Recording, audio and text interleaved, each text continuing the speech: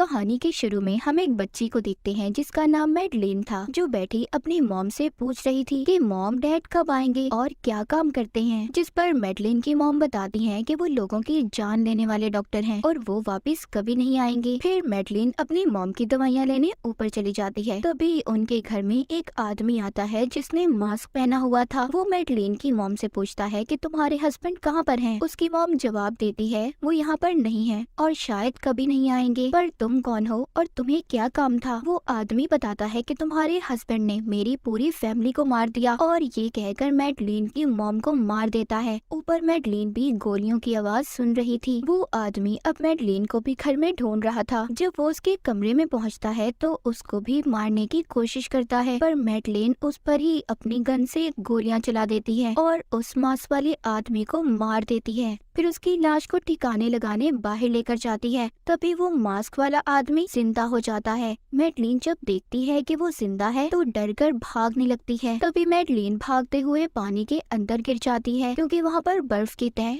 बहुत पतली थी। वो मास्क वाला आदमी जब ऐसे देखता है तो काफी परेशान हो जाता है और मैडलिन को ऐसे देखकर उसे अपनी फैमिली की याद आ रही थी कि वो कैसे तड़प तड़प कर मर गए थे। इसलिए वो वहाँ पर बर्फ की तह पर गोलियां चलाकर उसे तोड़ देता है ताकि मैडलिन खुद आसानी से वहाँ से निकल सके। और फिर वहाँ से मैडलिन को बिना कुछ कहे चला जाता है। फिर हमें काफी सालों बाद का वक्त दिखाया जाता है। मैडलिन अब बड़ी हो चुकी थी जो एक समंदर में तैर रही थी। फिर हम इस मूवी के मेन कैरेक्टर को देखते हैं जिसका नाम जेम्स बॉन्ड था, जो मैडलिन से कह रहा था कि तुम इतने वक्त से कहाँ पर थी। फिर जेम्स उसको अपने साथ एक होटल में लेकर जाता है जहाँ पर दोनों वक्त गुजारते हैं। यहाँ पर जेम्स कहता है कि मैडलिन, मैं तुम्हें कितने वक्त से जानता हूँ, मगर मुझे आज तक तुम्हारी फैमिली के बारे में कुछ भी नहीं पता। तुम कहाँ से आई हो, कौन हो? मैडलिन कहती है मैं तुम्हें सब कुछ बताऊंगी, पर तुम्हें अपनी एक पुरानी दोस्त की कब्र पर जाकर पहले उसे माफ करना होगा और उसके बारे में मुझे एक एक बात बतानी होगी, क्योंकि जिस लड़की के बारे में मैडलिन बात कर रही थी उसने जेम्स को धोखा दिया था। इसी वजह से मैडलिन उसे ये सब करने का कह रही थी। जब जेम्स अपनी दोस्त की कब्र पर जाता है तो उसे वहाँ पर एक सिंबल निशान मिलता है, पर तभी वहाँ एक जोरदार धमाका होता है जिससे जेम्स दूर जाकर गिरता है। उधर ही एक गाड़ी भी थी जो जेम्स को मारने की कोशिश कर रही थी। जेम्स वहाँ से भागता है और उन लोगों से लड़ाई करने लगता है। वो एक आदमी का गला दबाते हुए उससे पूछता है कि तुम्हें किसने बताया मैं यहाँ पर हूँ? वो आदमी कहता है क्या तुम जानते हो जिस लड़की के साथ तुम रहते हो वो उसी आदमी की बेटी है जिसको तुमने बहुत सालों पहले मार दिया था। जेम्स अब बाइक लेकर मैडलिन के पास आता है और कहता है कि उन लोगों को कैसे पता चला कि मैं कब्रिस्तान गया था, और उसके डैड का नाम लेकर पूछता है वो तुम्हारे क्या लगते हैं? मैडलिन उससे कहती है क्या तुम पागल हो? मैं किसी को नहीं जानती और मैं किसी को क्यों कहूँगी कि कोई तुम्हारी जान ले। जेम्स को उस पर गुस्सा आ रहा था। वो मैडलिन को लेकर अपने साथ चला जाता है। तभी मैडलिन के फोन पर किसी की कॉल आई थी। जेम्स जब उस कॉल को सुनता है तो वो आदमी कह रहा था कि मैडलिन, तुम्हारे ऊपर तो तुम्हारे डैड नाज कर रहे होंगे। तभी वहाँ पर बहुत से गुंडे जेम्स की गाड़ी पर हमला कर देते हैं,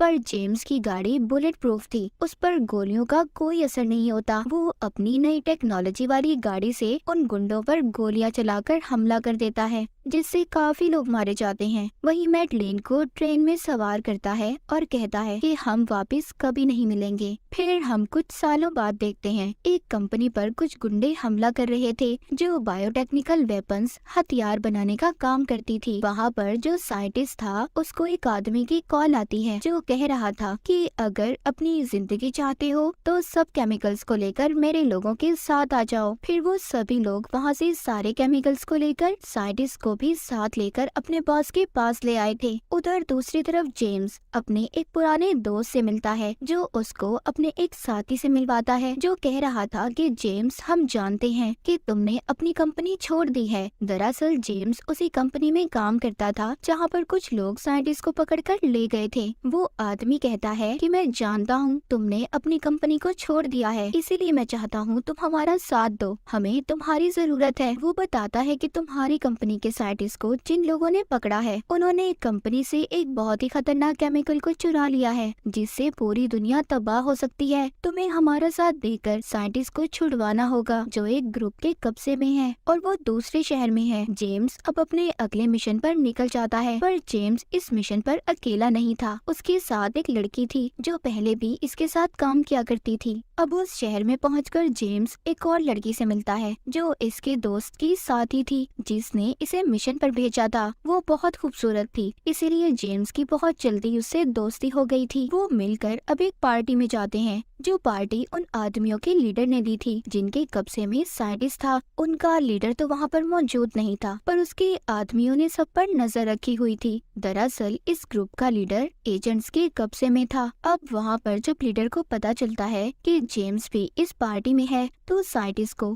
केमिकल हथियार को सब पर चलाने का कहता है, क्योंकि साइंटिस्ट उसके कब्जे में था। लीडर चाहता था कि जेम्स तड़प तड़प कर मर जाए, पर ऐसा नहीं होता। साइंटिस्ट पहले ही उस हथियार में डीएनए को बदल देता है, क्योंकि उस हथियार में जिस इंसान का भी डीएनए होगा वो केमिकल सिर्फ उस इंसान पर असर करेगा। इसीलिए साइंटिस्ट दूसरे ग्रुप के लोगों का डीएनए डाल देता है, जिससे अब वो लोग पार्टी में मरने लगे थे। अब साइंटिस्ट भी ये देखकर काफी खुश था, क्योंकि उसके बनाए हुए केमिकल हथियार काम कर रहे थे। जेम्स ने साइंटिस्ट को बचा लिया था और उसको अपने साथ लेकर जाने ही वाला था। तभी वहाँ पर दूसरे ग्रुप के लोग आकर साइंटिस्ट को अपने साथ ले जाते हैं। वहाँ सभी ग्रुप्स की लड़ाई हो जाती है, जिसमें जेम्स का साथ उसकी दोस्त की साथी भी दे रही थी, जो सबको एक एक करके मार देती है। इन्होंने साइंटिस्ट को भी उन लोगों से छुड़वा लिया था। अब जेम्स के दोस्त की साथी उसको एक खुफिया दरवाजे का बताती है, जिससे अब वो वहाँ से साइंटिस्ट को लेकर निकल गया था। वो एक शिप में आ गए थे जहाँ पर जेम्स का दोस्त और उसका साथी पहले ही मौजूद थे, जिन्होंने इसे मिशन पर भेजा था।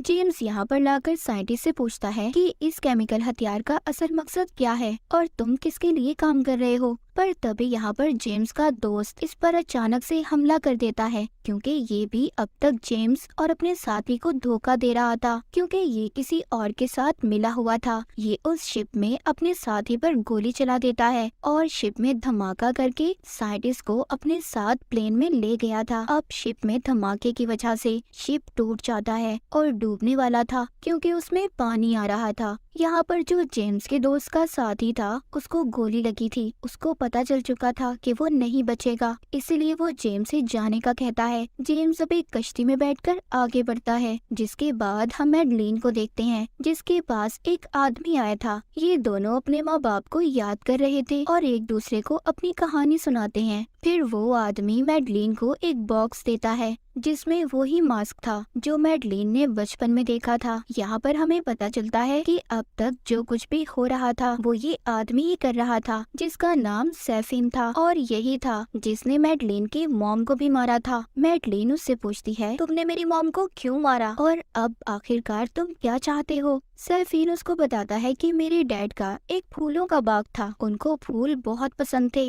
लेकिन तुम्हारे डैड ने एक आदमी के कहने पर मेरे डैड को मार दिया और उनसे फूलों का बाग भी छीन लिया। लेकिन तुम जानती हो तुम्हारे डैड को तो जेम्स ने कब का मार दिया, जो तुम्हारा बहुत अच्छा दोस्त है, जिससे तुम प्यार भी करती हो। अब उस इंसान की बारी है जिसके कहने पर तुम्हारे डैड ने मेरे डैड को मारा था, उस आदमी को तुम मारोगी। मैडलिन सैफिन से कहती है, मैं तुम्हारी बातों का क्यों यकीन करूं और तुम्हारे लिए मैं क्यों काम करूं। सैफिन कहता है कि मैं जानता हूं तुम्हारे लिए अभी भी कोई है जो तुम्हें बहुत प्यारा है। अब मैडलिन उस इंसान को खोना नहीं चाहती थी, इसीलिए सैफिन की बात मान जाती है। वो उसको यहाँ पर एक जहरीला परफ्यूम देता है जो उस आदमी के जिस्म पर लगाने से वो फौरन मर सकता था। उधर जेम्स अपने एक दोस्त के पास जाता है जो एक एजेंट था, जो इससे कह रहा था, क्या तुम नहीं जानते थे कि साइंटिस्ट किसी और के लिए काम कर रहा है और आखिरकार तुमने इतने साल उसके साथ काम किया था। जेम्स कहता है, वो बातें अब जरूरी नहीं है, जरूरी ये है कि साइंटिस्ट कहाँ पर है और किसके लिए काम कर रहा है। हमारे लिए सिर्फ यही जरूरी है। उसका दोस्त जो कि एक एजेंट था, उसके कब्जे में वो लीडर था जिसने पहले साइंटिस्ट को अगवा करवाया था। ये जेम्स को उससे मिलने की इजाजत दे देता है, क्योंकि उस आदमी को बहुत गुस्सा आता था और वो थोड़ा सा पागल भी था।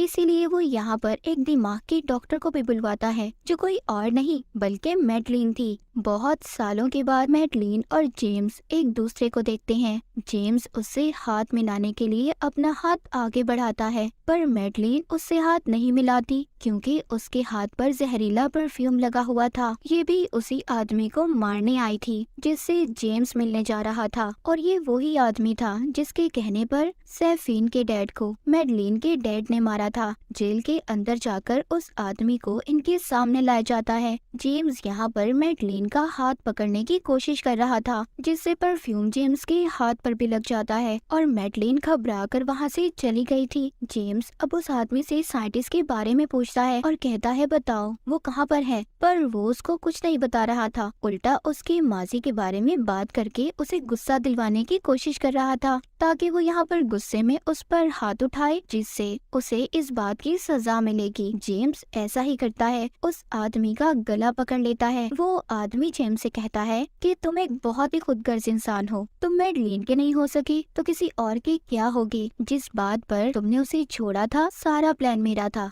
ये सब सुनकर जेम्स उसको छोड़कर बाहर चला जाता है, जिससे बाद में पता चलता है कि वो आदमी अचानक से मर गया था क्योंकि जेम्स के हाथ पर जहरीला परफ्यूम लगा हुआ था जो सिर्फ किसी आदमी के डीएनए के लिए बनाया गया था। सभी उस आदमी को मरा देख परेशान हो गए थे और सोचते हैं कि कौन है जो हमें उस इंसान तक लेकर जाएगा जिसके लिए साइंटिस्ट काम कर रहा है। वहीं पर इनकी एक असिस्टेंट कहती है क्या जेम्स तुम जानते हो मैडलिन अभी इस वक्त कहाँ पर है, क्योंकि अब वही हमें बता सकती है कि ये जहर उसे किसने दिया था। जेम्स अब मैडलिन को ढूंढता हुआ उसके पुराने घर में आ गया था, जहाँ पर वो उसको बताता है कि मुझे उस आदमी ने बता दिया है कि तुमने मुझे धोखा नहीं दिया था, हो सके तो मुझे माफ कर देना, पर मैं अब भी यहाँ अपने काम से आया हूँ। क्या तुम मुझे बता सकती हो कि वो आदमी कौन था जिसने तुम्हें जहर दिया था उस इंसान को मारने के लिए। मैडलिन इसको अपने डैड के कमरे में लेकर जाती है, जहाँ पर इसको बताती है, वो उसको बताती है जो आदमी जेल में मर गया उसने मेरे डैड को एक फैमिली को मारने का कहा था। मेरे डैड ने सबको मार दिया पर उनमें से एक बच गया जो अभी भी जिंदा है। उनका एक आइलैंड था जिसमें फूलों का बाग था और उस इंसान का नाम सैफीन है